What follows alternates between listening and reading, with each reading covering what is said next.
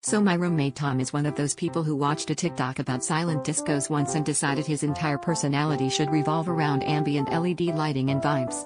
Last Friday, he announced he was hosting a silent disco party at our apartment, and sent out an invite to all his friends, plus me because I technically pay half the rent. The only instruction: BYO headphones. I figured, hey, a party where I don't have to listen to Tom's infamous 3-hour Swedish House Mafia playlist? Count me in.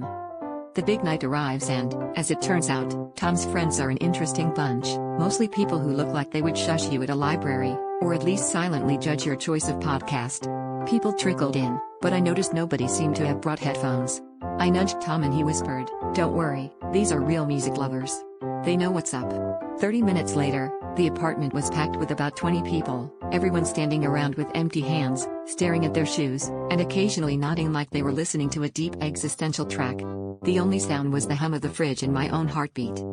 After an hour, Tom, determined to save the night, declared, "Let's crank this up," and turned on the color-changing bulbs. Still, nobody moved. The group just shifted from standing to sort of bobbing their heads, each person clearly lost in what I can only assume were their own internal playlists. One guy closed his eyes and started doing what looked like interpretive dance, but I think he was just trying to remember if he left the stove on at home. Someone else started tapping out a rhythm on a bag of pretzels. It was like watching a herd of introverts at a team-building exercise designed by IKEA. Finally, Tom stood in the middle of the room and, in a moment of either brilliance or defeat, raised his glass and proclaimed, "Welcome to Introvert Fest 2024, where the only thing louder than the music is our anxiety." And that's when I realized, this wasn't a silent disco. It was just a party where nobody had the guts to break the silence.